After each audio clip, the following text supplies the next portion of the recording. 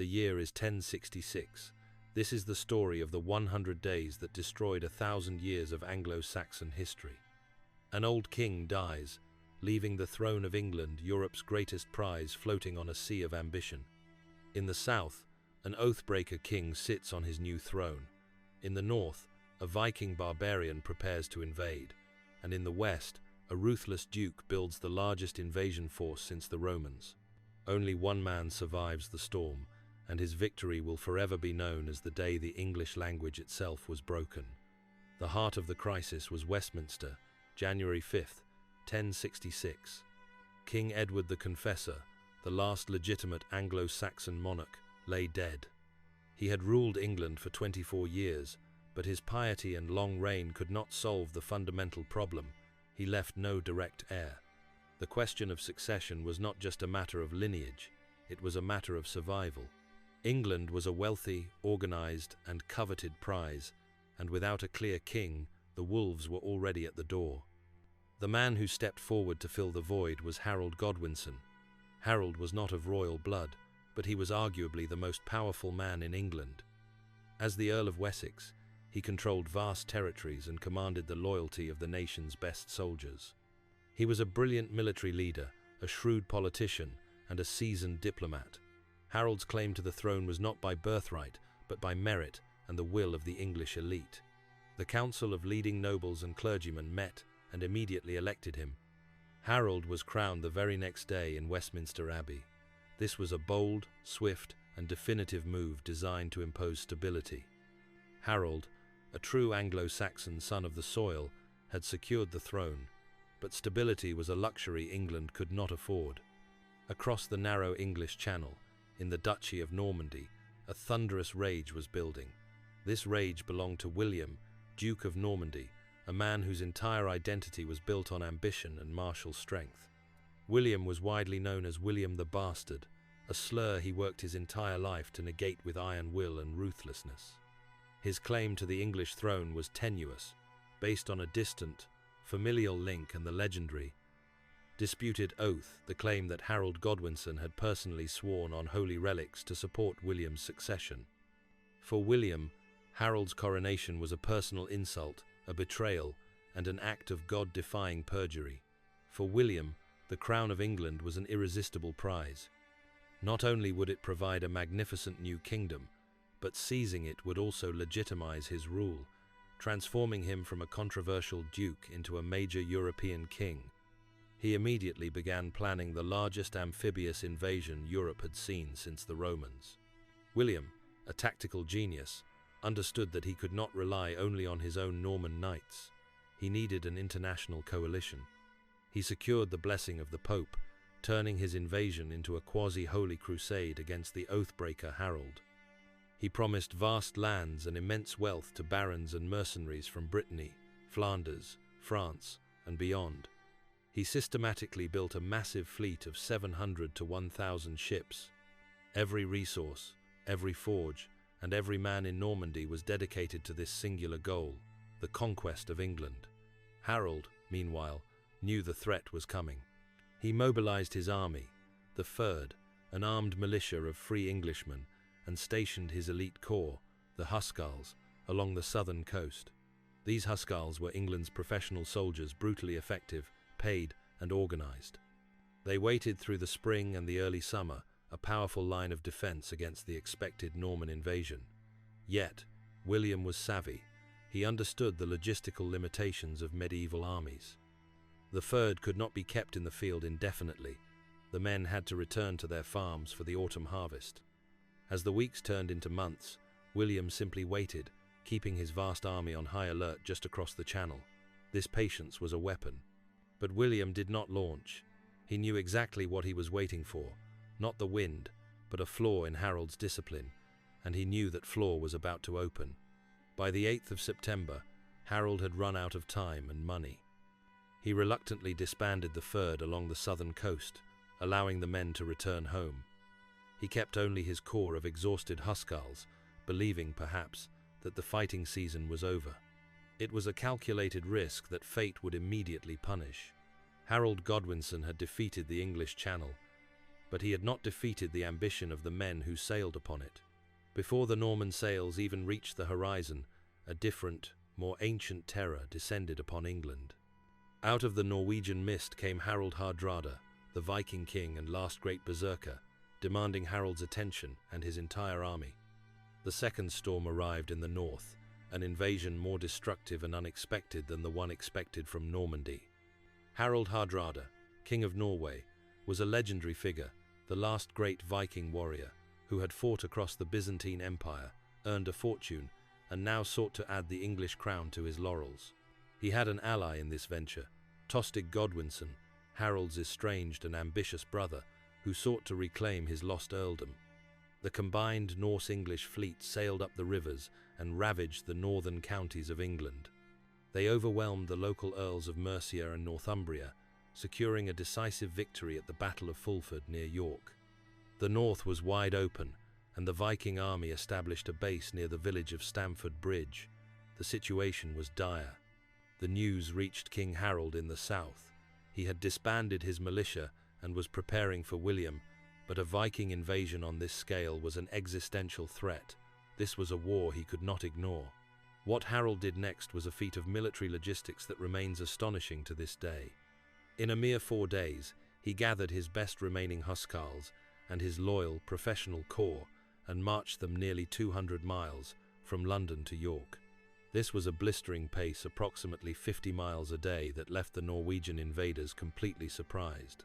The clash came on September 25, 1066, at Stamford Bridge.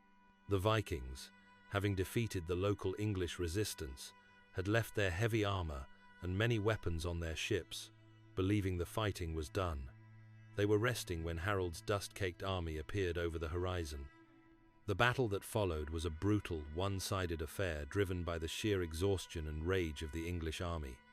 The initial fighting was near the bridge itself, where one enormous, legendary Norseman is said to have held the crossing single-handedly against the English for hours, slaying dozens before he was finally outmaneuvered.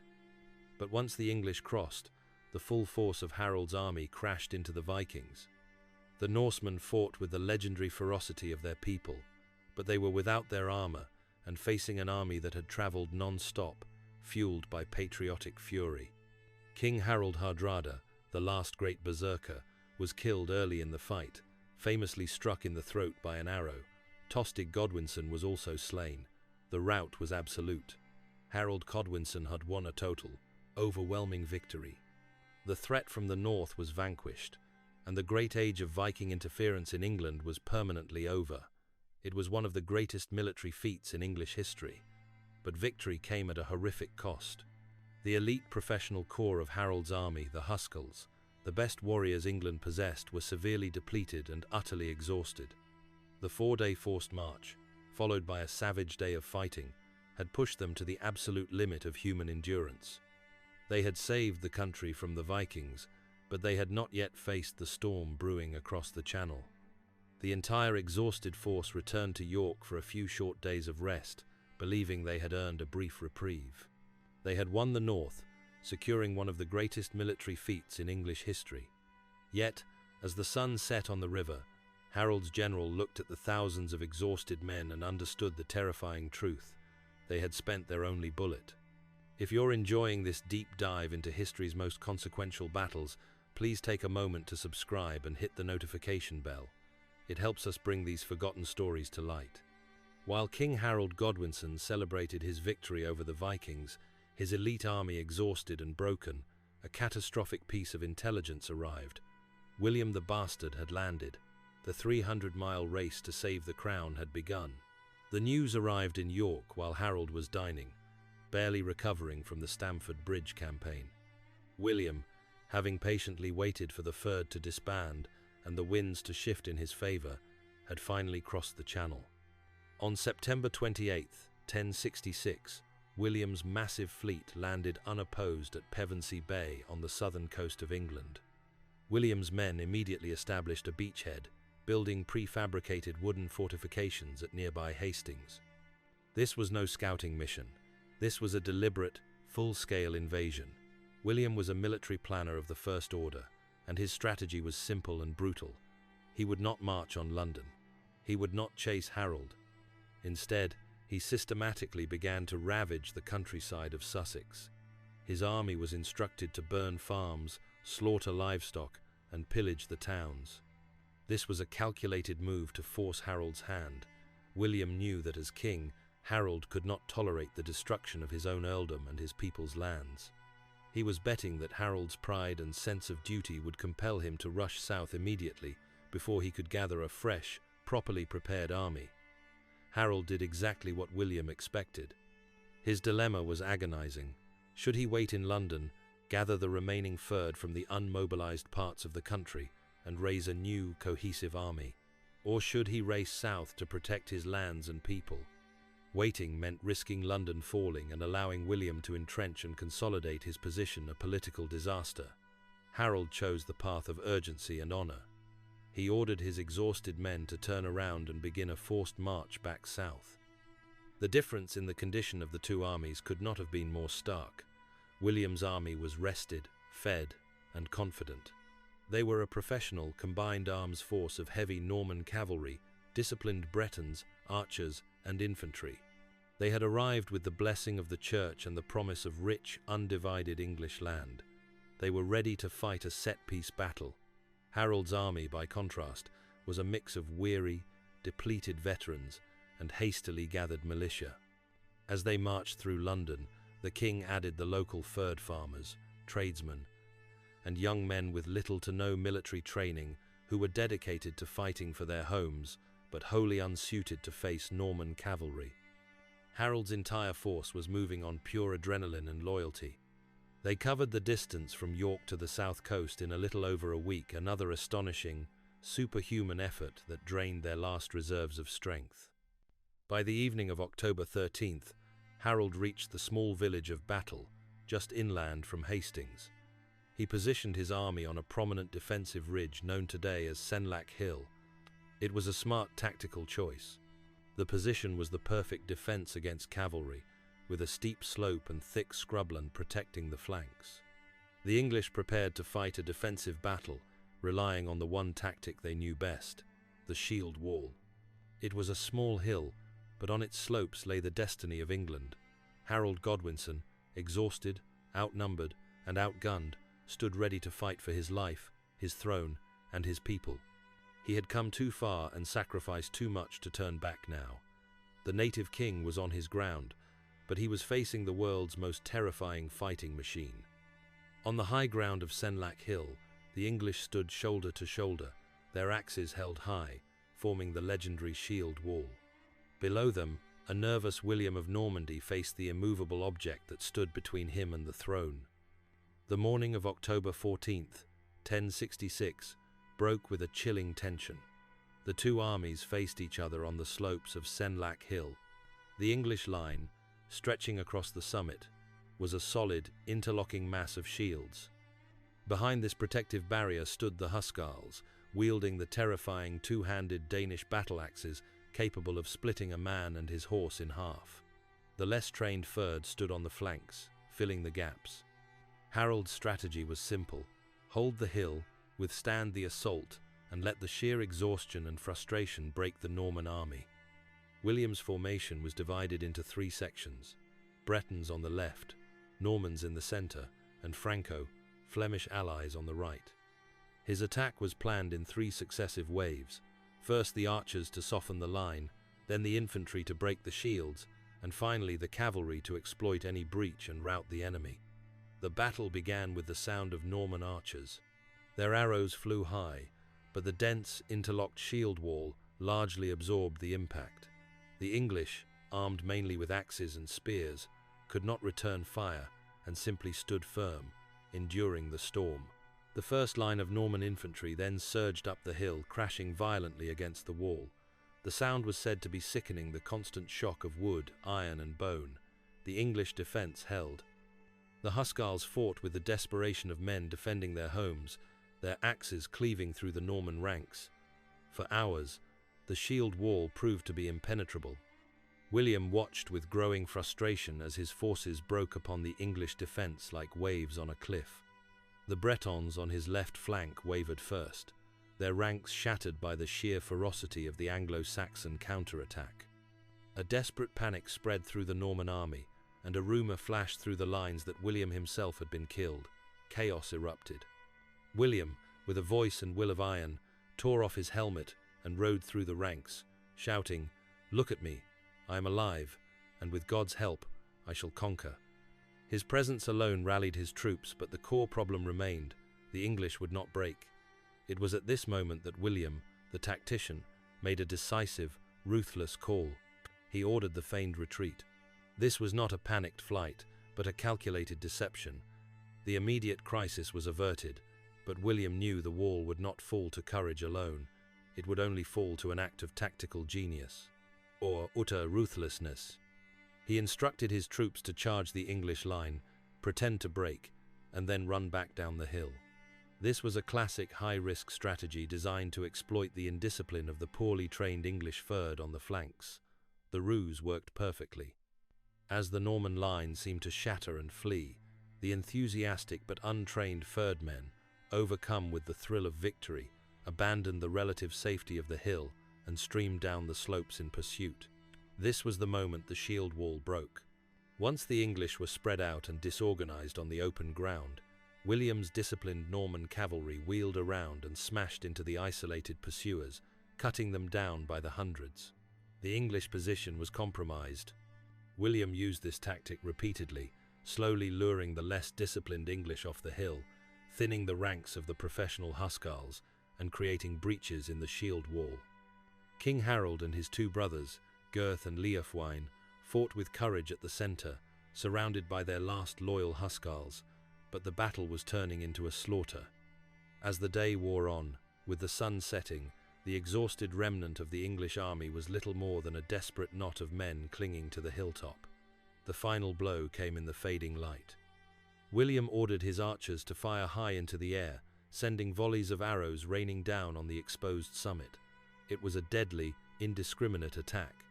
In this barrage, King Harold Godwinson was struck, legend holding that an arrow pierced his eye. The remaining Norman forces charged the final defense. The last Anglo-Saxon king of England fell, cut down by Norman swords and axes, and the royal banner was torn down. With the death of Harold, the heart of the English resistance ceased to beat. If this epic story of courage and conquest has captured your imagination, please leave a comment below telling us which forgotten moment in history we should cover next. The body of the last Anglo-Saxon king lay broken on the field, but the war for England had not ended, it had only just begun. The victory at Hastings was merely the bloody prologue to a conquest that would permanently change the course of history. The battle was over.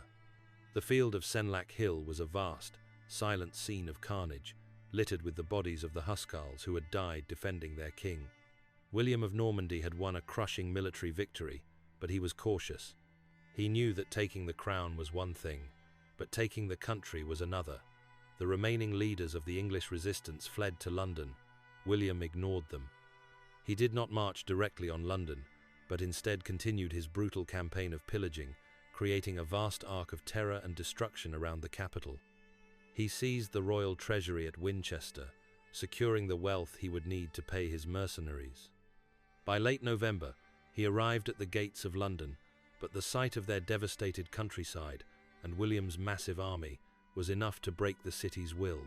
The English nobles surrendered. On Christmas Day, 1066, William the Conqueror was crowned King of England in Westminster Abbey, the exact same spot where Harold had been crowned less than a year before. The Norman dynasty had officially begun. The consequences of the Norman victory were swift, total, and permanent. This was not a simple change of ruler, it was the wholesale transfer of wealth and power that historians call the Norman yoke. William declared all the land of England to be his by right of conquest.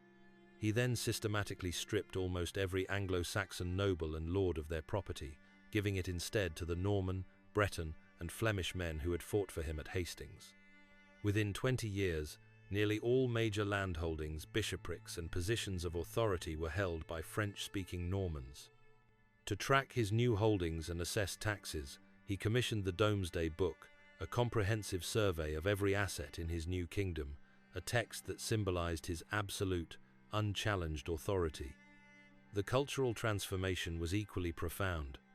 Norman French became the language of the court, of law, and of power. Old English, the language of the people, survived only in the villages and lower classes. Over the next 300 years, the two languages fused, giving rise to Middle English. Furthermore, William transformed the face of England, covering the land with enormous stone castles, symbols of Norman military might. The Anglo-Saxon system of law and governance was replaced by the highly centralized, formalized system of continental feudalism.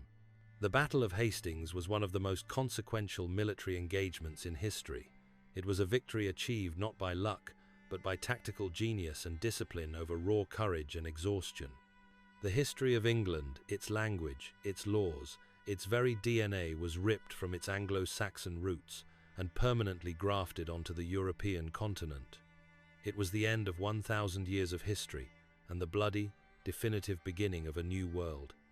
This incredible, life-altering chapter of history is a powerful reminder that the battles of the past still define our present. If you found this history compelling, share this video with someone who loves a great story of strategy and survival. If you want to see more stories about the incredible battles that shaped our world, make sure to subscribe to our channel and let us know in the comments what piece of history you think deserves to be told next.